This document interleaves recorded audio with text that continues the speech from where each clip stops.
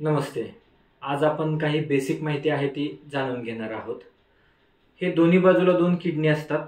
ही मूत्राशयाची पिशवी असते. दोन्ही नळीनं किडनी आणि मूत्राशयाची पिशवी जोडली जाते. जोपर्यंत स्टोन असे किडनीच्या आतमध्ये असतात तोपर्यंत पेशंटला बिलकुल त्रास होत नाही. पण ज्या वेळेला त्याची एंट्री युरेटरमध्ये होते, जो आपण स्टोन पाहतो त्याला टोचणारे काटेरी भाग असतात, त्याच्यामुळे त्याची एंट्री युरेटरमध्ये झाल्यानंतर आपण जो काळा पोर्शन दाखवलेला आहे तो दुखायला चालू होतो.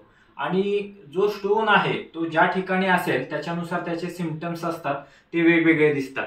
उदाहरणार्थ हे पीयूजे जंक्शन आहे, हे यूव्ही जंक्शन आहे, किंवा हे युरेथ्रा आहे. तर ज्या वेळेला स्टोन तो प्रत्येक एरियानुसार त्याचे सिम्पटम्स आपल्याला वेगळ्या प्रकारे दिसून येतात. तर सुरुवातीला स्टोन हा टोचणारे भाग असतात, त्याच्यामुळे त्याचे जे वेदना असतात त्या जास्त प्रमाणामध्ये असतात.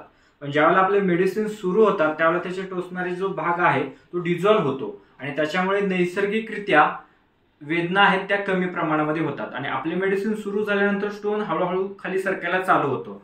त्यावेळेला काय होते की त्याची जी दुखायची तीव्रता आहे ती पहिल्यापेक्षा खूप एकदम थोड्या प्रमाणामध्ये होत असते. आणि त्यावेळेला तोही त्रास होऊ नये म्हणून आपण काही ज्या गोळ्या दिलेल्या असतात त्या गोळ्या घेतल्यानंतर तोही त्रास पूर्णतः कमी येतो. आणि अशा प्रकारे नैसर्गिकरित्या स्टोन डिझॉल्व्ह होऊन पेशंटला जास्त त्रास न होता तो पूर्णतः निघून जातो. आणि आपल्या मेडिसिनचं वैशिष्ट्य एक अजून आहे की बऱ्याच वेळेला स्टोन जो आहे तो ऑपरेशन करा किंवा बाकीच्या ज्या काही प्रोसिजर्स आहेत त्याच्यानुसार फक्त युरेटर मधला काढला जातो. तर आपण काय करतो की किडनीच्या आतमधले आणि किडनीच्या बाहेरचे म्हणजे युरेटर, युरेथ्रा किंवा upper pole, mid pole, lower pole अशा तिन्ही ठिकाणचे स्टोन काढतो. त्याच्यामुळे आपल्याला फायदा काय होतो की जी पेशंटला जी रिकरन्सी आहे त्याचे चान्सेस खूप कमी होतात.